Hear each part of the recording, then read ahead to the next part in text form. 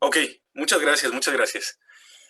Eh, pues bueno, soy Andrés y les voy a hablar de la vida de los cannabinoides en el organismo. Como bien dijo el doctor Suárez, es un poco complejo hablar de farmacocinética, sobre todo si no estamos familiarizados con estos temas tan químicos, ¿no? Y tan técnicos, más bien.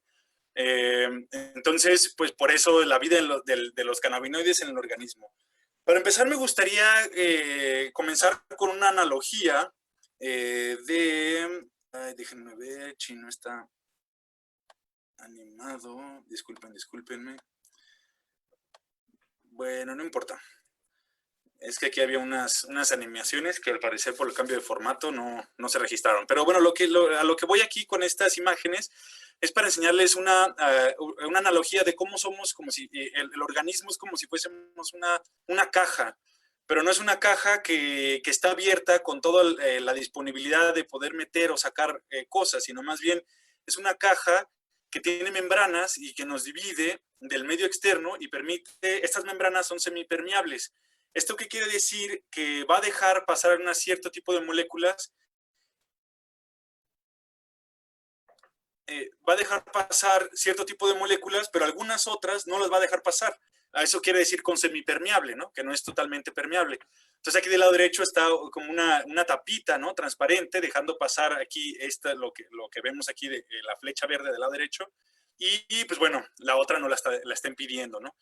En farmacología usamos un término y que lo denominamos como compartimentos, y estos compartimentos son como estas cajitas que puse aquí en los organismos que están del lado izquierdo, en los humanos, tanto hombres como mujeres, pues cada parte, cada organismo, cada parte de nuestro organismo es como si fuese un compartimento distinto. Entonces, cuando consumimos o cuando sí comemos o tomamos algún medicamento, se va a distribuir por todo nuestro organismo hasta llegar a compartimentos muy lejanos. Entre más lejano esté de nuestro corazón, son compartimentos más difíciles de acceder, pero aún así llegan ahí las moléculas.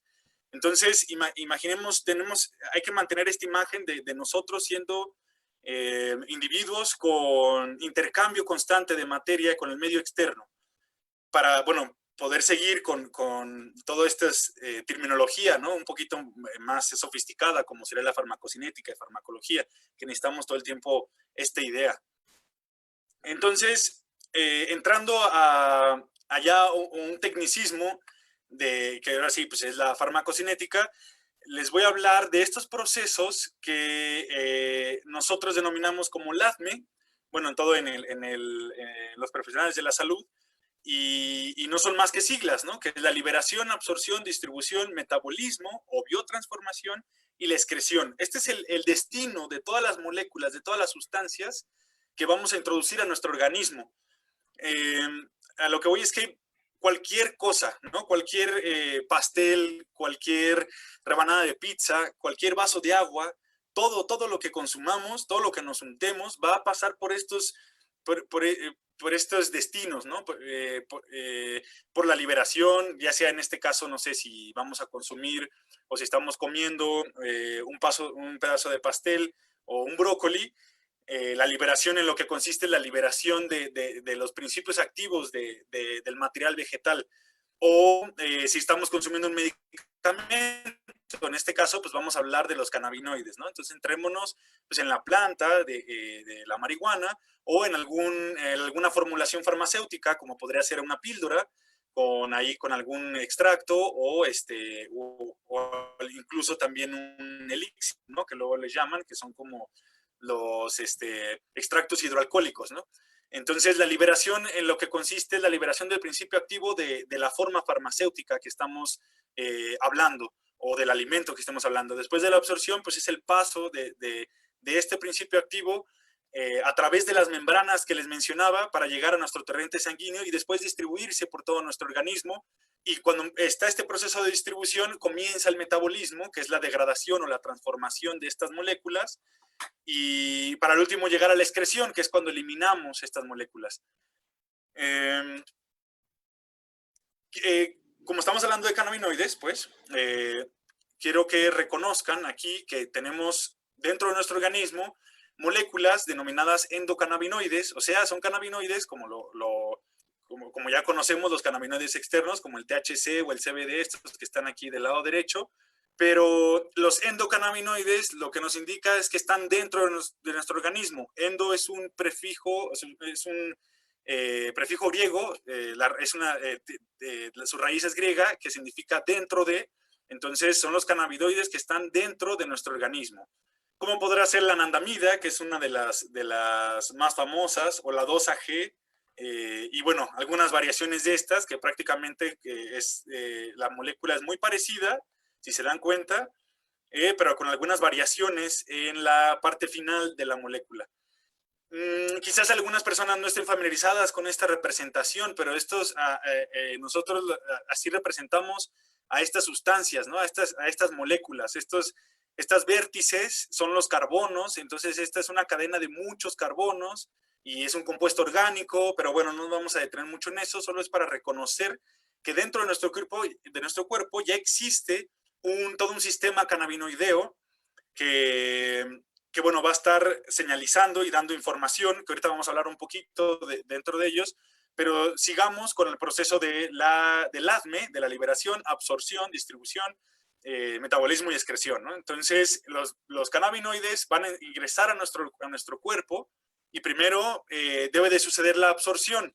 Entonces, la absorción va a depender de la vía de administración que estemos contemplando. Entonces, si la absorción va a ser alveolar, que esto quiere decir si vamos a consumir a los CBDs de forma inhalada, digo, como aquí en la imagen se muestra, como si estuviéramos fumando un cigarro, pues va a entrar vía alveolar y de los alvéolos va a absorberse a través de este tejido hacia el sistema circulatorio. También otro tipo de absorción es la gástrica, que esa se da cuando consumimos los alimentos o cuando consumimos estos suplementos de CBD o alguna píldora, pues tiene que llegar primero a nuestro estómago, comenzar la liberación del principio activo y entonces absorberse por todo el tracto digestivo, que bueno, esto no solo comienza en nuestro tracto digestivo, también comienza la absorción a partir de nuestro estómago. Entonces, el estómago es el primer tejido que está en contacto con la sustancia activa. Ahí comienza el proceso de absorción. Después, pues bueno, todo el intestino delgado y después el intestino grueso y después el colon. Todo esto, todo nuestro sistema gastrointestinal va a fungir como medio sí, como facilitador de este fenómeno que es la absorción, que es el paso, ¿no?, de las moléculas de un medio externo a un medio interno que sería nuestro organismo. Todo este fenómeno va a depender mucho del tamaño de la estructura de las moléculas, ¿no? Hay moléculas muy grandes, como podrían ser los polímeros de carbohidratos o las fibras, que también les llaman, que no se absorben, nuestro cuerpo no es capaz de absorberlo. Entonces, por eso necesitamos administrar moléculas pequeñas para que sí pasen, ¿no?, estas membranas y permita el flujo hacia el torrente sanguíneo. Y pues bueno, claro, la absorción, como bien decía, va a depender también de la anatomía y la fisiología del lugar de absorción. Como el último ejemplo que aquí les pongo, que es la administración de un ungüento, que esa va a ser obviamente de vía tópica, y pues bueno, la piel pues va a tener que atravesar ciertas membranas o ciertos tejidos para que sea absorbido. No todo atraviesa la piel. De hecho, es una de las vías de administración más difíciles de lograr una presencia, digamos, completa de este principio activo a nivel sistémico, ¿no? O sea, que llegue a la sangre. Es muy difícil que ocurra a través de esta vía de administración. Aunque sí puede pasar con una buena formulación. O sea, hay formulaciones farmacéuticas que permiten que este paso de membrana sea más fácil, ¿no?, que sea facilitado. Después, viene la distribución, que sería, perdón, me faltó comentarles de la vía de administración. No es cierto, ahorita viene esa. Aquí está. La otra vía de administración sería la sublingual, que esa es una vía de administración muy utilizada para dar esto, bueno, en la medicación de los CBDs, y esto se acostumbra porque aquí abajo de nuestra lengua tenemos unas arterias que le llaman arterias sublinguales que permiten la llegada más rápido al torrente sanguíneo y por lo tanto la distribución sistémica hacia todo el organismo. Entonces, el fenómeno de distribución es una vez que los cannabinoides están en las venas o en las arterias, estos van a permitir, bueno, más bien el flujo sanguíneo va a permitir que se distribuya pues, todas las moléculas en todo nuestro organismo. Entonces aquí todo nuestro organismo es literalmente, como le estoy diciendo, no solo las venas y las arterias, sino como las venas y las arterias están en contacto con todos los tejidos, por lo tanto todos los tejidos van a ser también parte de esta distribución, o son otros compartimentos de los que les hablaba en un inicio. Entonces en los pulmones puede ser otro tejido que sea también, que es también, como también esté irrigado por la sangre, pues va a llegar ahí el fármaco. En el dado caso la administración sea oral, pues va a distribuirse hasta los pulmones, o si es alveolar, pues bueno, los pulmones van a ser los primeros en estar en contacto con esta molécula y de ahí distribuirse a todo el organismo. Y también los huesos es otro tipo de tejido que al final cierto tipo de moléculas van a poder adherirse a este tipo de tejido y distribuirse, ¿no? Hay restos de momias que tienen restos de cannabinoides en ellos, ¿no? O sea, en los huesos y en tejido. Bueno, es que las momias, pues, bueno, tienen este proceso de momificación y se conservan cierto tipo de tejidos más íntegros. Pero bueno, también en ellos se encuentran antibióticos, ¿no? Como muestra de que se han utilizado antibióticos en épocas antiquísimas. El cerebro es uno de los órganos como más difíciles de llegar porque lo cubre una barrera que se llama barrera hematoencefálica. Entonces, no todos los componentes o todas las sustancias van a lograr atravesar esta barrera. Solo los que tienen unas ciertas características fisicoquímicas, como podría ser los cannabinoides. Los cannabinoides son una molécula que son muy lipofílica. Esto quiere decir que es afín a las grasas. Entonces puede atravesar casi prácticamente todas las membranas porque nuestro organismo está hecho de grasas. Ahorita vamos a ver una representación de la célula y veremos cómo es que quizás nos acordemos de nuestra clase de preparatoria en donde veíamos que está compuesta por una membrana bilipídica, una bimembrana lipídica, perdón, que tiene varios componentes grasos que recubren y delimitan a esta estructura biológica. Entonces, bueno, regresando a la vía de administración, consumimos vía alveolar un cigarro de marihuana y, pues bueno, llega a los pulmones, por lo tanto, después hay a las células alveolares y de ahí hay un intercambio gaseoso donde sucede, ¿no? El intercambio gaseoso del oxígeno por el CO2. Ahí es donde donde va a recaer este principio activo y va a ser mandado directamente al corazón y del corazón se va a distribuir hacia el cerebro y hacia todo el organismo. Esta es una de las vías de administración más efectivas por esto que les cuento, porque va de los pulmones, va directo al corazón y del corazón, pues bueno, al cerebro y a todos los órganos. O sea, una vez que esté en el torrente sanguíneo, por lo tanto, va a estar en unos minutos o en unas horas, va a estar en el hígado, va a estar en el vaso, va a estar en los riñones, e incluso en mujeres embarazadas puede atravesar la barrera, la placenta, y puede llegar hasta el feto, hablando de los cannabinoides únicamente. No todas las moléculas tienen este destino, ¿no? O esta peculiaridad de atravesar tantas membranas y llegar tan rápido. Hay el otro fenómeno, por otra parte, que cuando consumimos los cannabinoides vía gástrica,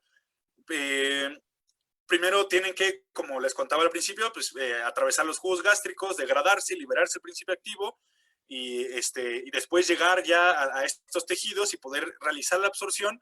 Y la absorción, aquí pasa algo muy curioso porque todo el sistema gástrico, como vemos aquí en esta imagen, de aquí en medio, está altamente vascularizado. Eso quiere decir que tiene venas alrededor de todo este tejido que van a estar absorbiendo los nutrientes y lo van a llevar directamente al hígado. este de aquí, esta parte de aquí arriba que estoy señalando, es el hígado.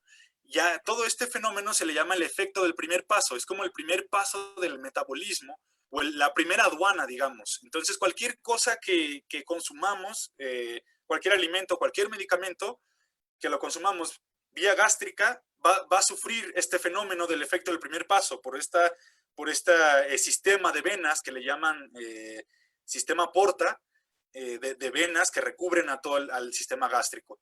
Y entonces, una vez que llega al hígado, de ahí, el hígado lo metaboliza, es uno de los más grandes filtros y donde sucede la mayor cantidad de procesos de degradación de moléculas o de genobióticos, o sea, es decir, de tóxicos, de moléculas tóxicas o potencialmente tóxicas para nuestro organismo, y las degrada para después distribuirlas, llevarlas al corazón y, y entonces ahora sí distribuirlo a todo nuestro organismo.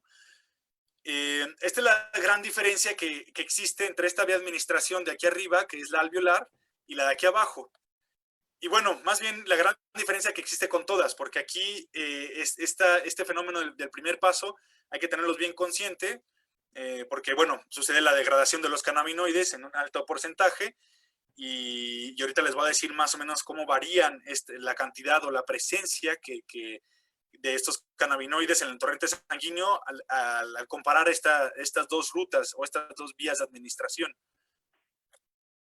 Bueno, es muy importante también reconocer esta vía, la importancia del primer paso, porque nos va a prevenir, ¿no?, de cualquier evento como de sobredosis o, bueno, por alguna otra sustancia, ¿no? Porque por cannabinoides no hay sobredosis reportada. Bueno, la sobredosis normalmente se habla de sobredosis cuando hay ya un daño o una muerte, ¿no?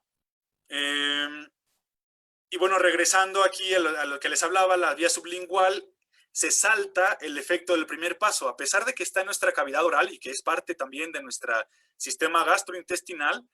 El abajo de la lengua, como les mencionaba, están estas arterias, entonces se salta el efecto del primer paso y por lo tanto es una vía muy efectiva porque saltas el proceso de metabolismo del hígado y entonces ya lo dejas biodisponible para que llegue al cerebro, para que llegue al corazón, para que llegue al tejido, o sea, cualquier tejido que se les ocurra. Y pues bueno, la otra vía que ya les mencionaba arriba, que es la vía tópica. Son como las más famosas de administración de cannabinoides. Ahora pasando a la parte de la biotransformación, que es la M, ¿no?, del proceso LADME. L, ya vimos liberación, absorción. Vamos con la M de metabolismo. Y aquí son donde presenta el cambio de los fármacos o de los cannabinoides más importantes en el organismo. Esto sucede en dos fases, que digo, no es necesario que se las aprendan, pero sí es relevante que la tengan consciente que es un proceso enzimático muy complejo y altamente regulado por cientos y cientos de enzimas. Y bueno, aquí les pongo una reacción de metabolismo del THC que sucede en el hígado y sucede por una familia muy grande de enzimas que se le llaman citocromo P450, que es un grupo de enzimas que está altamente conservado en muchas especies y en muchos organismos del planeta. Y bueno, lo tenemos nosotros y es capaz de metabolizar la mayoría de los fármacos y la mayoría de las moléculas que consumimos. Y entonces en este caso el THC es metabolizado a otra forma de THC. Aquí se pueden ver, tiene un OH, quizás muchos no estén familiarizados con qué significa esta OH, pero bueno, así a grandes rasgos es un oxígeno que esta enzima le va a añadir al THC para después otra enzima del mismo citocromo agregarle aquí otro oxígeno para entonces hacerla más hidrosoluble y ser excretada vía renal, como aquí le pongo, la excreción la excreción del cannabis es mayoritariamente por la vía biliar y vía orina.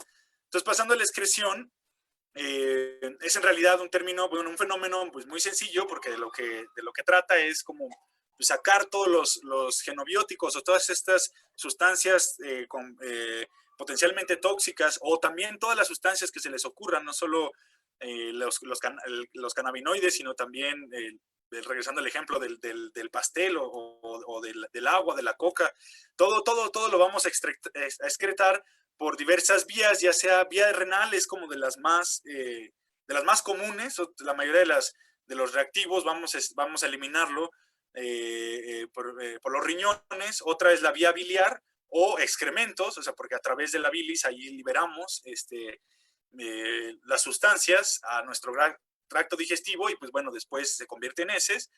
Y también hay otra vía que es la del sudor, ¿no? A través del sudor también liberamos cosas. Y las mujeres cuando están lactando también es otra vía de excreción. Y esta la puse porque los cannabinoides también pueden ser eliminados a través de la leche o de la lactancia, o bueno, de este fenómeno de lactancia. Y entonces el bebé dado caso que esté amamantando, pues puede llegar a consumir cannabinoides y eso puede llegar a ser un poco pues fatal, ¿no? En algunos casos. Y sobre todo porque hay un proceso de neurogeneración y formación de nuevas vías sinápticas en el bebé pequeño, entonces, pues bueno, eso puede llegar a afectar. Aquí terminamos con este fenómeno de la farmacocinética y de cómo es que del origen, perdón, del destino de todas estas moléculas, ¿no? De cómo se libera, cómo se distribuye, bueno, cómo se absorbe, cómo se distribuye, cómo se metaboliza y cómo se elimina. Es en realidad un proceso muy, muy lógico y, bueno, que sigue una serie de fenómenos lógicos.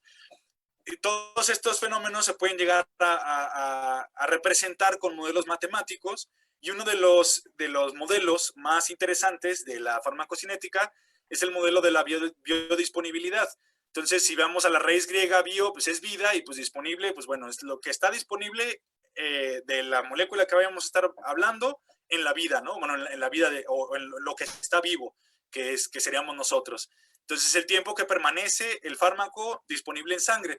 Entonces se hacen este tipo de modelos que están aquí del lado derecho y podemos ver cómo es que, bueno, el tiempo está graficado en el eje de las X y en el eje de las Y está la concentración plasmática. Entonces podemos ver cómo es que, hablando de una administración oral, el fármaco primero sube, o sea, empieza a ver el fenómeno de absorción, empieza a ver la presencia del fármaco en sangre. Aquí es cuando alcanza el punto máximo del fármaco en sangre y luego comienza la eliminación, que es esta caída, y es cuando pues bueno, los cannabinoides empiezan a eliminar. Entonces, hablando de este modelo, podemos saber así cómo es que el THC pues tiene alcanza el valor más alto de concentración entre 10 a 30 minutos, el de concentración en sangre. Entonces, eso lo alcanza entre 10 a 30 minutos, tanto el THC como el CBD. Es importante notar que el THC sí es una molécula con actividad psicoactiva y el CBD no lo es. Después la biodisponibilidad, que sería como cuánto porcentaje del 100% de moléculas que consumimos, cuánto podemos asegurar que llega a nuestro torrente sanguíneo.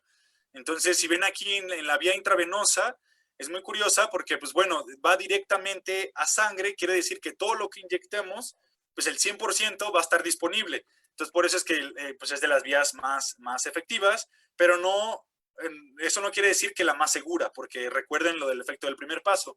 El efecto del primer paso, pues previene de que muchos fármacos se queden libres así en sangre y entonces los metabolice el hígado, ¿no?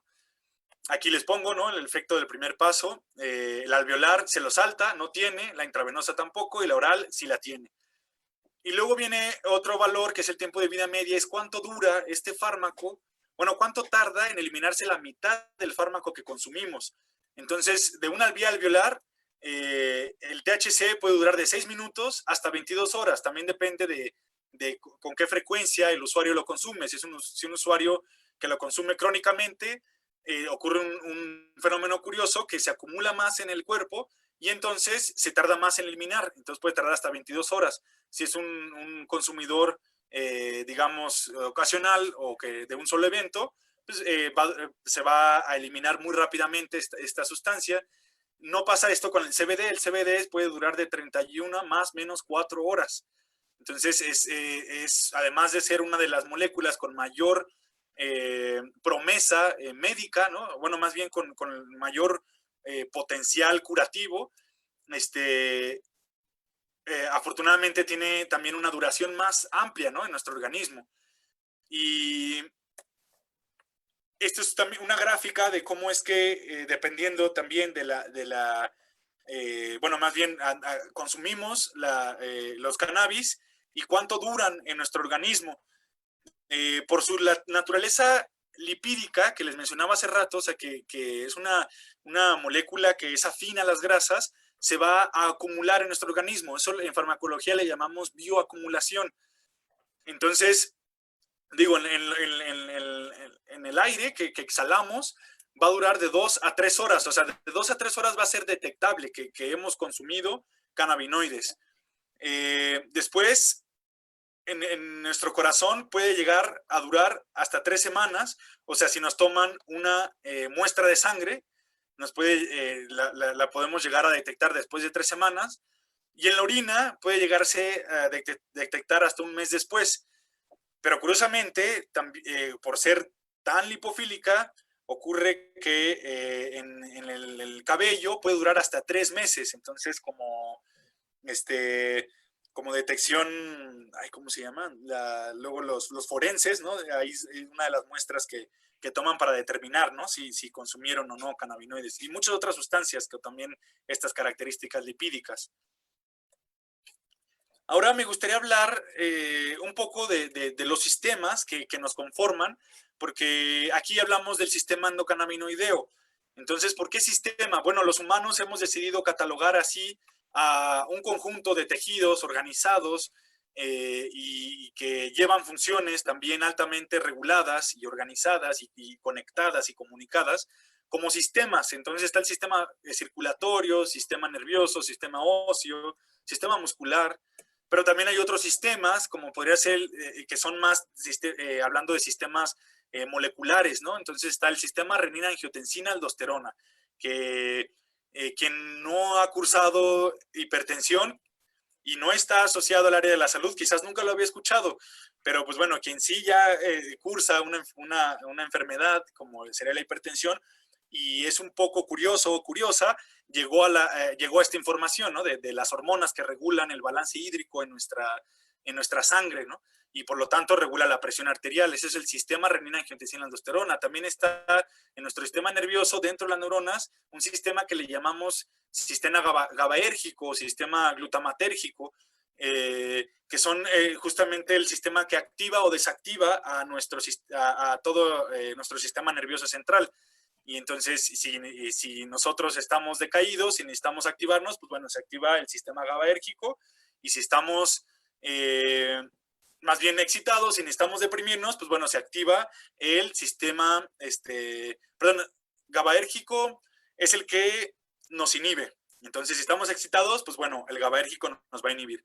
Y esto lo menciono porque los cannabinoides tienen una incidencia sobre este sistema, o sea, el sistema que regula nuestra actividad o nuestra no actividad, ¿no? Y pues bueno, hasta el final les voy a hablar de este sistema, que es el sistema endocannabinoideo, y su presencia o expresión, como llamamos aquí en biología o en ciencias, y algunas de las funciones. Entonces, este sistema cannabinoideo, que está conformado por muchas moléculas, no solo estos dos que les voy a mencionar ahorita aquí, bueno, más adelante les muestro todas las que son, pero estas son como las más importantes por ser unas estructuras orgánicas que interactúan directamente con las moléculas de los cannabinoides. Entonces está el CB2, es un receptor, y el CB1. Están ampliamente distribuidos en nuestro organismo, aunque, bueno, se dice que el CB1 está más en nuestro sistema nervioso central y el CB2 está en todo el sistema periférico, pero bueno, no, ya se ha encontrado que está presente en muchos otros órganos, ¿no? Entonces, alguna de sus funciones de este sistema endocannabinoideo es que va a aumentar el apetito y también aumenta la capacidad digestiva a nivel nervioso central. En nuestro hígado va a aumentar la lipogénesis, la muerte celular, el almacenaje de lípidos, la sensibilidad de la insulina. En el intestino delgado va a aumentar la motilidad intestinal, va a disminuir la motilidad intestinal, va a disminuir la inflamación, la actividad del sistema inmune en este tejido, el dolor visceral, la permeabilidad. Y el CB2 va también a tener o a cumplir otro tipo de funciones, como la motilidad también intestinal, la va a reducir, o también la inflamación y el dolor. Pero vean aquí que hay una contradicción entre el CB1 y el CB2. El CB2 va a disminuir la lipogénesis y la muerte celular, y el CB1 la aumenta, la lipogénesis. El lipo, perdón, no me he dado cuenta que le hace falta aquí la I. Lipo es grasa también, su raíz griega, y génesis es generación, entonces es la generación de grasas. Entonces el CB2 va a disminuir la generación de grasas y el CB1 la va a aumentar. Entonces este sistema cannabinoideo participa en la regulación de una variedad de procesos fisiológicos impresionante, ¿no? Y va a también regular estados de ánimos y también va a regular procesos de formación de memoria, porque, bueno, por su presencia de estos receptores que les hablaba en el cerebro. Y, pues bueno, antes de continuar con estos efectos tan abundantes, ¿no?, que tienen los cannabinoides y a veces tan contradictorios, me gustaría hablar de unas estructuras que se encuentran dentro de nuestra célula. Esta es una imagen por microfotografía, le llaman microfotografía electrónica, que modela cómo es la célula, ¿no? Entonces es uno de los modelos más acercados de cómo es nuestra célula, pero sigue conservando muchos de los organelos que veíamos en nuestras clases de prepa de biología. Por ejemplo, la mitocondria, que aquí está, ¿no? Hay unas bolitas rayadas. Pero bueno, de lo que les quiero hablar es de estas estructuras que están aquí a la derecha, que son los receptores. Son unas estructuras proteicas, o sea, hechas a bases de miles de aminoácidos, que están embedidas en la membrana, o sea, metidas en la membrana celular. Aquí vemos la membrana, son estas dos capas que están aquí de lípidos, y estas estructuras van a permitir la comunicación del medio extracelular al medio intracelular. Y este es el CB1 y el CB2, que son los receptores que le hablaba aquí arriba. O sea, la molécula de cannabinoides de la que estemos hablando, ya sea el CBD o el THC o el CBG o la que sea, va a unirse y entonces promover una señalización o una reacción de cadenas en el espacio intracelular para que mande una señal hacia el núcleo. Este es un modelo tridimensional de un receptor de membrana, como sería el receptor de CB1 o CB2. Y esto que está, o sea, la representación en naranjita es como toda la superficie, y lo que está en azul es también superficie, pero la superficie interna, donde se van a meter las sustancias, ¿no? Los CBDs, y van a interactuar con esta proteína. Y entonces también en farmacología, disculpen por tanto terminología, pero es necesario saberla, porque bueno, los CBD son considerados ligandos. Entonces el CBD o el THC o cualquier molécula de los cannabinoides va a unirse a un receptor, que sería aquí como la carita de Pac-Man, y entonces forman un complejo, y este complejo es el que permite que se desencadene todas las funciones que veíamos arriba. O sea, que disminuya la motilidad intestinal, que aumente la lipogénesis, que disminuya la inflamación. Todo esto es debido a la interacción estrecha que tiene con estas moléculas que tenemos en el organismo. Y estas moléculas son muchas. Y ese es el sistema endocannabinoideo. O sea, contamos con una biblioteca muy grande de moléculas capaz de interactuar con este fármaco, ¿no? O con estos cannabinoides. Aquí está otro modelito de cómo es que la molécula podría estar interactuando dentro del receptor, cómo entra e interactúa en esta cavidad. Y entonces en farmacología eso lo hablamos o lo denominamos agonista, porque es capaz de unirse a este receptor, que sería igual la bolita de Pac-Man azul, y desencadenar una actividad celular, ¿no? Pero hay otra función también que es muy reconocida en farmacología, que es el antagonismo. El antagonismo lo que hace es bloquear el receptor y por lo tanto, pues inhibir, ¿no? O bloquear esta función de la que estamos hablando, ¿no? Esta función celular.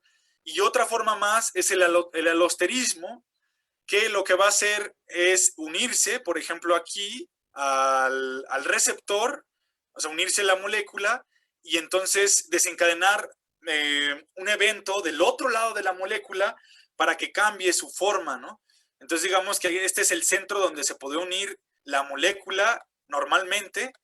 Aquí entraría el CBD, pero entonces la bloqueamos quizás con un terpeno de este lado y entonces modificamos la forma de la proteína y ya no deja que se una el CBD y por lo tanto ya no va a dejar que suceda su efecto y por la actividad de este terpeno, ¿no? Aquí abajo. Entonces, bueno, al ratito, si tienen dudas, me preguntan, que por supuesto, pero es importante que conozcan sobre el agonismo, antagonismo y alosterismo. Hay muchas otras formas de interactuar con proteínas, pero bueno, eso ya es mucho más clavado en la farmacología. Estas son como las básicas que nos interesan para esta charla, ¿no? Entonces, el sistema cannabinoideo está formado por ligandos, por receptores, por enzimas y por transportadores. Y entonces, pues bueno, los receptores son el CB1 y el CB2 que les llamaba, pero también se unen a otro tipo de receptores que son más bien unos canales, que les llaman canales ionotrópicos, que permiten la entrada y salida de iones, que se llama a la célula, entrada y salida de iones a la célula, que se llama TRPV, TRPV2, V3, etcétera, que hay otros receptores parecidos a los CB2, CB2 y CB1, y se le llaman GPRs, o otros receptores que están dentro de la célula, no están en la membrana, sino dentro de ella. Entonces, bueno, son un sinfín de moléculas con las que los cannabinoides pueden interactuar y entonces desencadenar todos estos efectos que encontrábamos. O aquí estas enzimas que les muestro, que es muy curiosas, entre ellas, ¿no? La COX-2. La COX-2 es una enzima que está involucrada en los procesos de inflamación y dolor. Entonces, cuando consumimos un antiinflamatorio no esteroideo, como podría ser la aspirina o podría ser el naproxeno, el ibuprofeno, inhibimos a esta enzima, la bloqueamos. Entonces, eso previene que se siga llevando la señalización de inflamación y dolor y por eso tienen efecto. Entonces, hay unas hipótesis aquí que dicen que tomarte aspirinas podría tener un efecto incluso antidepresivo porque permite que la anandamida, que es esta de aquí, permanezca más libre en el organismo. Entonces la anandamida, su raíz etimológica, ananda, viene del sánscrito que significa felicidad. Entonces, pues bueno, es una molécula que la asocian con estados de ánimo, ¿no? Entonces, si inhibimos la COX-2, pues probablemente tengamos un efecto antidepresivo. Es solo una hipótesis, ¿no? Y bueno, de ahí viene este artículo, que es de esta imagen que les muestro en pantalla. Y también aquí está el otro endocannabinoideo que les mostraba aquí arriba. Y entonces estas enzimas son dianas terapéuticas para regular también el dolor, pero regularlo a través del sistema endocannabinoideo. Entonces también están viendo cómo usarlos como coadyuvantes, ¿no? Un inhibidor de estas enzimas más un cannabinoide, vamos a promover quizás que aumente el estado de ánimo para tratar igual una depresión leve o moderada o algunos otros padecimientos que ahorita les voy a hablar de ellos, ¿no? De la función sináptica es quizás esto valdría la pena igual nada más verlo rápido, de ver cómo es que estos endocannabinoideos se producen en una parte de las neuronas que les llaman postsinápticas, que es donde la sinapsis, digamos, es donde se comunican nuestras neuronas y van a permitir que el flujo de información se lleve a cabo de forma adecuada. Entonces, si estamos felices, es porque nuestras neuronas están bien conectadas y en esta sinapsis están pasando lo suficiente cantidad de moléculas asociadas con la felicidad, como será la serotonina, que estén pasando de forma adecuada y estén señalizándose de la neurona presináptica a la neurona postsináptica. Entonces, eso es a grandes rasgos. Entonces, los cannabinoides, endocannabinoides, se liberan en la neurona postsináptica para decirle a la neurona presináptica de la unión, mandarle una señal. Aquí en este caso, en el sistema glutamatérgico, que es el que nos activa, le está diciendo, oye, detén la liberación de glutamato el espacio intersináptico. porque necesitamos bajarlo, ¿no? O en este caso, mira, detén por este lado, acá el CB1, llega el 2AG, lo activa, pero lo que le está diciendo es, oye, por favor, detén la liberación de GABA, que es el aminoácido que se encarga de, o la molécula que se encarga de inhibirnos, ¿no? Entonces ya no necesitamos estar tan inhibidos. Entonces, por favor, deténlo allí en esta neurona para que ya no estemos tan inhibidos y entonces aumentar un poco por acá. Entonces, la función sináptica del sistema endocannabinoideo está altamente regulado y como ven aquí en esta diapositiva, son muchas las moléculas, ¿no? Así, el AP viene de fito en inglés, que es de fitocannabinoides, así es como lo llaman en algunos lugares, ¿no? Y pues bueno, todos estos van a estar interactuando en los receptores opioides, en las enzimas como la COX que veíamos, la otra enzima que es la FA, las CYPs, también en algunas CYPs, que son las enzimas metabolizadoras, van a estar regulando, aumentando o disminuyendo la actividad de estas enzimas. Entonces, incluso si estamos consumiendo otro medicamento y consumimos CBDs, hay que ver si no tienen interacción con el metabolismo de estos medicamentos, porque podría ser que el metabolismo se esté metabolizando por ciertas CYP, pero los cannabis la van a estar inhibiendo a esta CYP. Entonces el fármaco que estamos consumiendo va a aumentar en sangre y eso nos puede llevar a problemas, ¿no? Y pues bueno, algunos de los usos más comunes, ¿no? Del lado izquierdo son como los usos positivos o los que se plantean utilizar de forma clínica, ¿no? Que es muy probable que ya los hayan escuchado, perdón, decidí poner una línea en medio. Entonces se ha utilizado para tratar la esclerosis múltiple, para dolores neuropáticos, para el Parkinson, ¿no? Para la epilepsia, justamente como regula este sistema GABAérgico y glutamatérgico de la actividad neuronal, pues funciona sobre estas enfermedades que son enfermedades neurodegenerativas. Y también en los pacientes con cáncer se les suele dar, que no cura el cáncer, ojo con eso, nunca vayan a decir, si alguien dice que cura el cáncer, no es cierto, no cura el cáncer, se da para pacientes con cáncer para promover el apetito, porque las quimioterapias son muy fuertes y normalmente reducen estas ganas, ¿no? de alimentarse. Y además también da náuseas los cannabinoides también tienen esta propiedad de reducir las náuseas. Y también se ha utilizado para el manejo y control de adicciones como adicciones al alcoholismo, benzodiazepinas, como sería el clonazepam, el diazepam, la cocaína, los opioides, como podría ser la heroína. Y justamente en el consumo de alcohol, algunos cannabinoides y algunos terpenos del cannabis regulan algunas enzimas que se ha visto que ayudan a disminuir el consumo de alcohol, pero tiene que ver justo con este complejo enzimático. Del lado derecho son como unos efectos adversos no deseados que obtenemos en el consumo ya sea crónico o en un consumo agudo exacerbado del cannabis, ¿no? A muchas personas les da taquicardia o inmediatamente se eleva la presión arterial. Ha habido incluso reportes de paros cardíacos en personas jóvenes, es también lo curioso, sin ningún antecedente de arteriosclerosis o algún antecedente pues cardíaco, ¿no? De alguna afección cardíaca. También pues va a inhibir o va a mermar la capacidad de la formación de memoria a corto plazo, ya sea en un uso crónico o en uso agudo, por su alta presencia de este receptor del CB1 en el hipocampo, que es una estructura cerebral que se encarga justamente de formar memorias a largo plazo, ¿no? Es justo la parte donde nuestro cerebro decide si esa memoria vale la pena conservarla o no conservarlas. Normalmente los eventos fuertes e impactantes en nuestra vida, pues esta parte de nuestro cerebro lo regula y dice, no guardemos esto en nuestra memoria.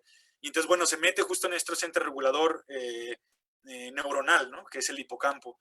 Y también va a reducir la capacidad para adaptarnos al estrés, como justamente, bueno, incide sobre este sistema GABAérgico y glutamatérgico, y además sobre muchos otros sistemas, se ha asociado mucho a la capacidad que los cannabinoides tienen para regular el estrés.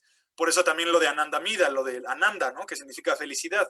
O sea, está asociado a esta capacidad. Entonces, en consumo crónico, a muchas personas de pronto les llega a pasar que que ya no pueden regular, ¿no?, estos cambios de estrés y por eso necesitan, ¿no?, no sé, pues consumir, ¿no?, un poco más de cannabis. Y ya por último, algo muy curioso que tiene la planta, y a raíz de las investigaciones que se han dado por toda esta regularización de la misma planta, que se ha descubierto que son los terpenos. Los terpenos son otras moléculas que están distribuidas ampliamente en la naturaleza, y no es la excepción. En la cannabis tienen uno de los más famosos o de los altamente presentes, es el carofileno, que es el único que se ha descubierto capaz de mimetizar a los efectos de los cannabinoides. Y también, curiosamente, es que se une con mucha afinidad al receptor de los opioides, ¿no?, al receptor opioide. Entonces lo han asociado a un posible tratamiento para aliviar el dolor, pero sin recurrir a opiáceos, ¿no? También en el tratamiento con cáncer, por ejemplo, que normalmente en las quimioterapias o en el cáncer metastásico dan opioides para reducir el dolor que provoca este cáncer. Entonces se ha probado como como una alternativa terapéutica sin caer en los efectos adictivos de los opioides, ¿no? Y hay otros, como sería este de aquí, el miriceno o el limoneno, que están altamente también presentes en las plantas, ¿no?, de cannabis. El carofileno normalmente se encuentra en la índica y está, perdón, más bien el miriceno está altamente en la índica y en la sativa no. También por eso este olor como floral, frutal, que luego tiene esta cepa, y el limonelo les da esta característica de olor cítrico. Y es muy curioso que ambos tienen actividad antiinflamatoria, y de hecho tienen una actividad que en farmacología les llamamos sinérgica, que se ayudan entre ellos, entre los cannabis y estos terpenos. Y pues, bueno, eso sería todo. Muchas gracias. Disculpen si me tardé demasiado. Excelente plática. Muchísimas gracias, Andrés. Tenemos una serie de preguntas por parte de nuestra audiencia y vamos en orden. Okay. ¿Me escuchas bien? Sí, muy bien. Ok. Saraswati B. Pregunta ¿cuál es el metabólito que se detecta en las pruebas de orina? Ok. Normalmente, para que se elimine me voy a la parte de la eliminación, aquí está, la mayoría de los fármacos, en este caso de los cannabinoides, necesitan agregarse este grupo que le llaman, es un grupo, ¿cómo se llama?, de carboxilo, que es lo que la caracteriza como ácido. Y entonces las formas ácidas de cualquier molécula son más hidrosolubles. Entonces en la orina vamos a detectar los metabolitos que sean de esta forma, la forma ácida. En este caso es el ácido de THC, o también podría ser el ácido de CBD. Y bueno, ese es en mayor cantidad. Bueno, esa sería la respuesta. Muchas gracias. Patricia Tapia pregunta ¿cuáles son los usos de cannabis medicinal para artritis? Ok. Pues las formas farmacéuticas es difícil bueno, normalmente se dan los CBDs, que el CBD es un cannabidiol, es una de las, mira, vamos a verlo aquí. Este es el CBD. Ay, no encuentro el puntero acá. Pero bueno, es a lo que iba con la forma farmacéutica, es por la regulación en México. O sea, no podría decirte aquí, pues bueno, tómate este extracto que venden en la París de CBDs y tantas gotitas, porque no es así de sencillo, porque primero tendríamos que cuantificar cuántos CBDs es de lo que estamos hablando, y si solo tiene CBDs, porque qué tal si también tiene CBC, por ejemplo, o CBG, y cada uno de ellos va a tener distintas funciones o va a regular ciertas enzimas, como los que les decía ahorita de la actividad alostérica y el agonismo, antagonismo y actividad alostérica. Puede ser que alguna esté modulando alostéricamente, y entonces haciendo que no sea tan efectiva el CBD que estés consumiendo. Entonces habría que ver la pureza de esta forma farmacéutica, que sea considerado un medicamento, porque así ya considerado medicamento aseguras que tiene la concentración adecuada y además que va a tener los excipientes adecuados. Pero normalmente para cualquier abordaje terapéuticos, los que se dan son CBDs o cualquiera que no tenga actividad psicoactiva. O sea, cualquiera de esta lista, menos el THC y el THCB, y ya aquí son los únicos psicoactivos. Pero pues sí, normalmente son CBDs o CBGs, ¿no? Muchas gracias, Andrés. Pris Alday quisiera saber si hay alguna lista de fármacos para saber los problemas o las contraindicaciones de esa interacción con los cannabinoides. Ok. Lista de fármacos que podrían tener interacciones con ellos. Pues desafortunadamente de las fuentes más confiables ahorita son artículos científicos, y que procurar que sean de revistas indexadas. Como digo, no es como por hacer menos a quizás a iniciativas independientes, pero lo malo del internet es que caemos en algo que le llaman infobesidad. O sea, hay demasiada información que estaría difícil saber cuál es confiable y cuál no es confiable. Está padre que exista la ANCAM, porque así te puedes acercar a la ANCAM y entonces preguntarnos. Y pues digo, aquí habemos muchos expertos que conocemos ya más de estas interacciones, porque digo, alguien que no está familiarizado con la búsqueda de artículos, le va a ser difícil llegar con estas interacciones tan particulares, ¿no? Hay un libro que, incluso los libros no son tan confiables porque no están tan actualizadas, ¿no? Toda esta regulación es muy nueva. Y entonces, bueno, me refiero a libros de farmacología, ¿no? Si vas a un libro de farmacología, todavía te encuentras con información que más bien va hacia el abuso de sustancias, porque era catalogada, o bueno, es catalogada todavía en unos países, ¿no? Como una droga de abuso. Entonces, es el único enfoque que le dan, es la única como lente con el que se le observa a estas moléculas. Entonces es difícil ver con qué medicamento va a poder interactuar, porque ni siquiera estaba contemplado como una posible molécula a tratar, utilizado como farmacoterapia, ¿no? Entonces yo lo que te recomendaría a lo mejor sería pues escribir a cualquier experto de la ANCAM, o acercarte también a cualquier profesional de la salud, o artículos científicos con esta característica, ¿no? De que sean de revistas indexadas. Pris Alday también quisiera saber, en base a su comentario de que la medicina canábica no cura el cáncer, entonces quiere saber si es verdad que los cannabinoides o no cubren la mitocondria de las células cancerígenas, haciendo que mueran de hambre.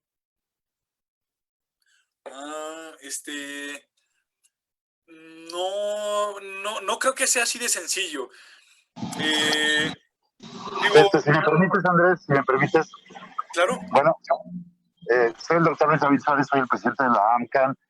Mira, hay estudios in vitro efectivamente que han mostrado que algunos cannabinoides in vitro, es decir, cuando están en una cajita de Petri con celulitas, ponemos cannabinoides a altas dosis y se ha demostrado efecto citotóxico de algunos de ellos, del THC, del THCA, de algunos otros, pero no podemos afirmar de ahí a que el cannabis como tal cure el cáncer. Por favor, nosotros siempre recomendamos muchísima prudencia en este sentido, y para los enfermos de cáncer hay que considerar que la cannabis es un excelente tratamiento complementario. Les incrementa el apetito, les ayuda con el dolor, los ayuda a dormir, y probablemente también les ayude dentro de un tratamiento integral que debe de incluir pues los estándares de manejo para cada tipo de problema canceroso, pues les puede ayudar y puede ser una parte más del arsenal y de de las herramientas con las que tratamos a un enfermo de cáncer, pero no es una cura para el cáncer, como muy bien lo dijo el químico Andrés, y quiero que esto sí quede, por favor, clarísimo para todos. Gracias. Sí, La para señorita... complementar, tiene que ver con la complejidad también de, como decía ahorita el doctor, que estás en un disco de una caja de Petri, y pues prácticamente lo que le pongas ahí, si le subes un poco de concentración, va a matar a las células. Yo trabajo en el laboratorio con células justamente, y casi todo provoca muerte celular. Bueno, a altas dosis. Y sí, es muy difícil pasarlo, a extrapolarlo a un organismo que ya es más complejo, que tiene no solo la célula de al lado, sino también tiene hormonas, tiene otro órgano, tiene... Entonces, bueno, sí, hay que tener mucha prudencia, justo como dijo el doctor, para no extrapolar esos datos, ¿no? Que luego es lo malo de los sitios no tan confiables, que agarran esta información, quizás que viene de una revista indexada, y la publican en su blog, pero entonces no tienen cuidado con esta extrapolación de datos y dicen, bueno, si mató esta célula aquí, pues bueno, puede matar cualquier célula. Pero pues sí, por eso hay que hacer un análisis pues muy delicado, ¿no? Y de ahí normalmente la investigación científica es estudio in vitro, después estudio ex vivo, que sería con un órgano aislado, y después un estudio in vivo, ya con un animal, y después un estudio preclínico, que es con un grupo controlado de personas, y luego ya se libera el medicamento, ¿no? Entonces hay que seguir esos procedimientos, ¿no? De esas etapas del desarrollo de un medicamento para determinar, ¿no? Y para dar pues un dato tan fuerte. Si me permiten otro comentario que tiene relación con la pregunta que hacían anteriormente acerca de las interacciones del CBD o de los cannabinoides en general con otros medicamentos. Con mucho gusto, si nos escriben ahí a info@amcan.org, a vuelta de correo les podemos enviar con mucho gusto. Yo tengo por ahí el artículo, hay uno muy reciente que analiza y son por ahí como 76 fármacos y procesos en los que puede haber potenciales interacciones del CBD y otros cannabinoides con otros medicamentos y con otros procesos de absorción. Entonces, sean por favor muy prudentes.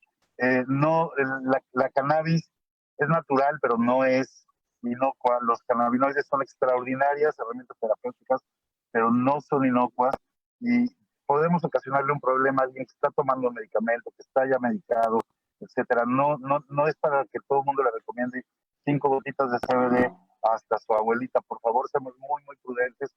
Acérquense con los profesionales de la salud que los puedan asesorar, porque tenemos que ser muy responsables ahora que ya tenemos cannabis medicinal regulada, porque si no somos responsables se nos van a llenar las salas de urgencias de problemas asociados al mal uso del cannabis y entonces vamos a ir para atrás. De por sí todavía no hemos logrado que se regule la planta en su totalidad en el país y pues no demos pasos hacia atrás en vez de dar pasos hacia adelante.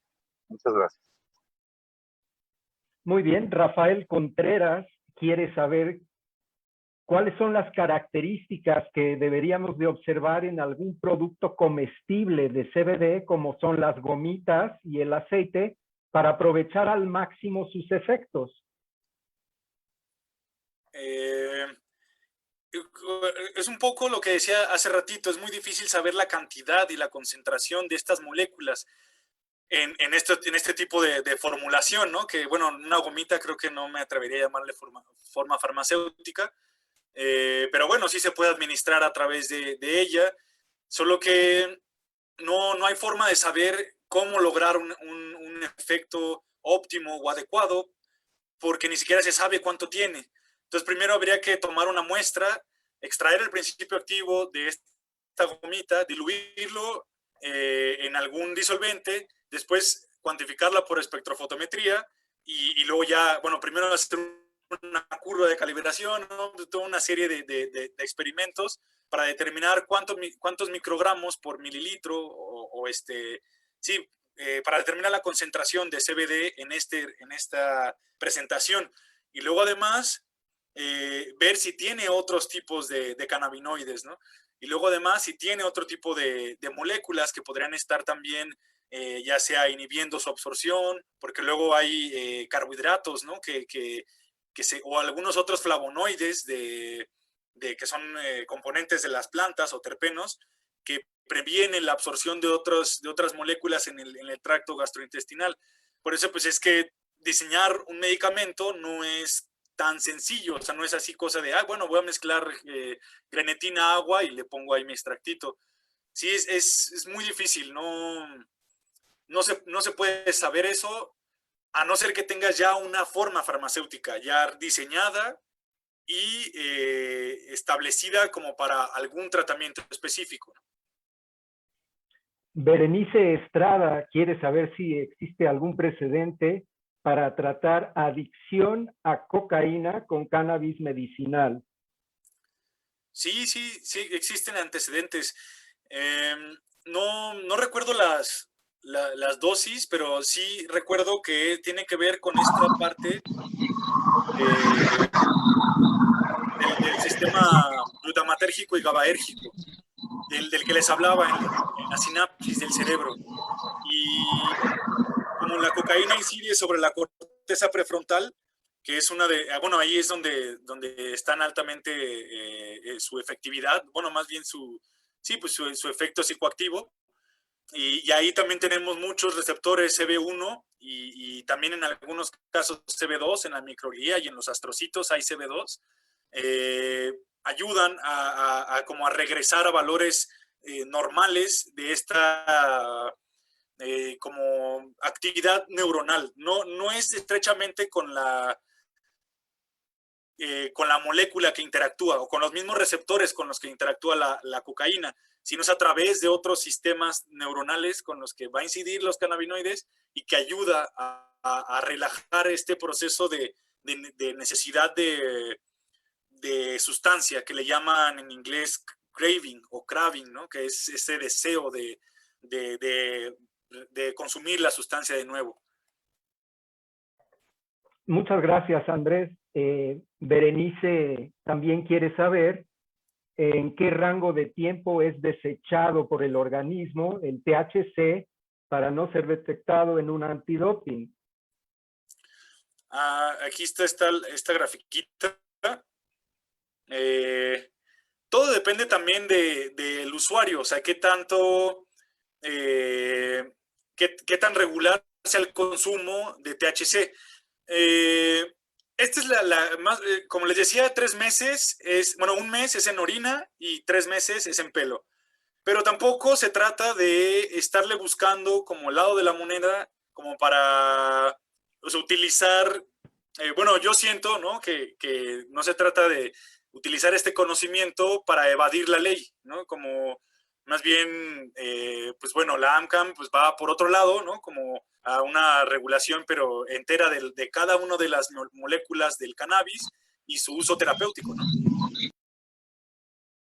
Y pues bueno, básicamente todos los, no importa, o sea, THC, CBD, tienen esta misma duración, bueno, una duración parecida, ¿no? En nuestro organismo, pero si te van a hacer ya un análisis más profundo, es muy difícil esconderlo. O sea, si te van a hacer una muestra capilar, pues tienes que pasar de 3 a 6 meses para que salga de tu organismo completamente.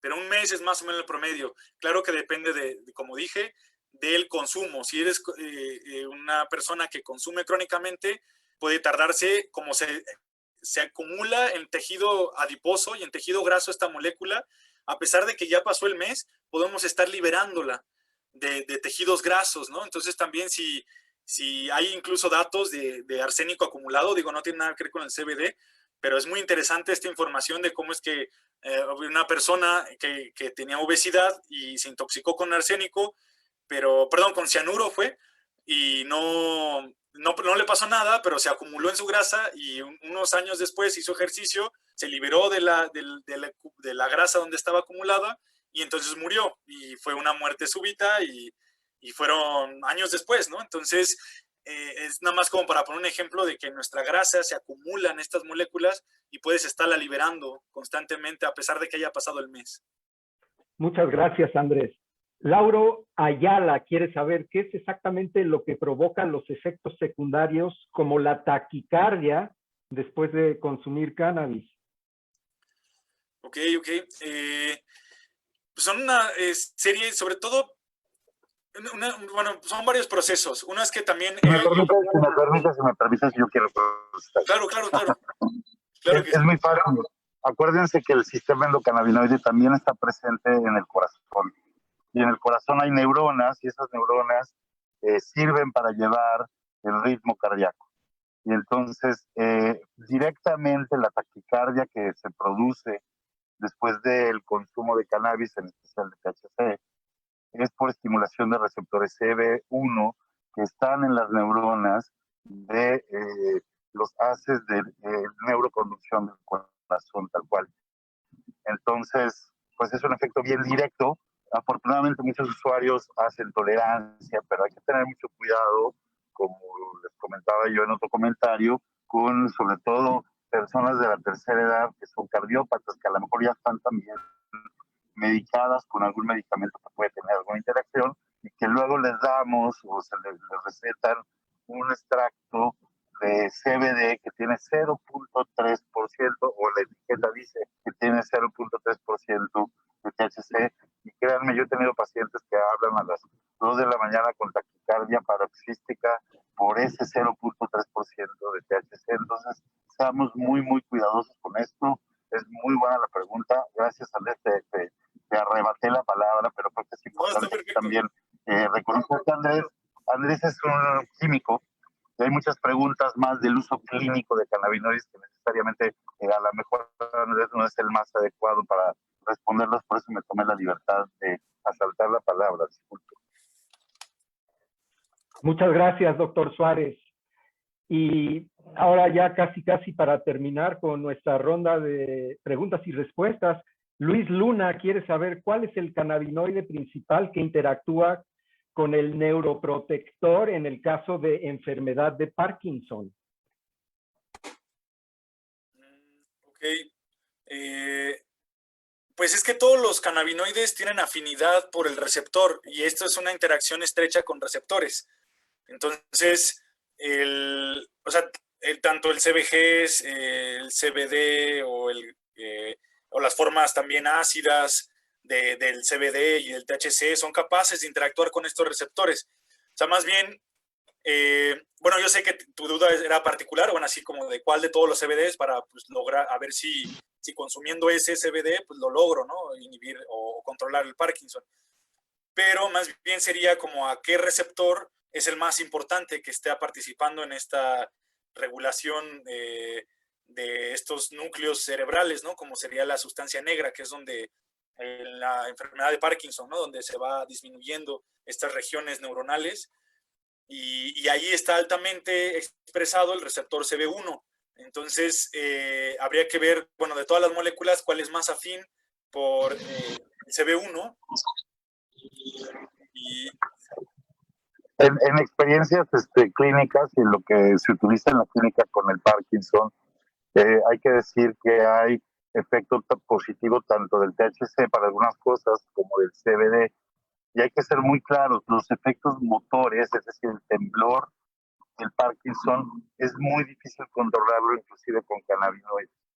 Entonces, hay otros efectos muy beneficiosos del Parkinson sobre la sintomatología del Parkinson de los cannabinoides, tanto del THC como del CBD, pero los temblores así en específico no se controlan bien. Ok, sí.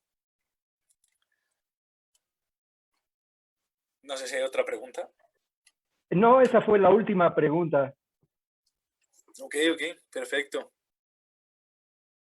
Pues muchas gracias, Edward y David, y bueno, a todo el público.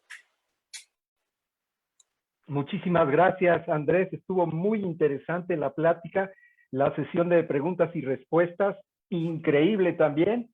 Esperamos tenerte pronto nuevamente aquí en la Asociación Mexicana de Medicina Cannabinoide. Muchísimas gracias, Andrés. Muchísimas gracias, doctor Luis David Suárez, también por su presencia. Muchas gracias a ustedes y pues nos veremos pronto, ¿sí? Gracias, Doc. Gracias, buenas noches. Bye, Edward.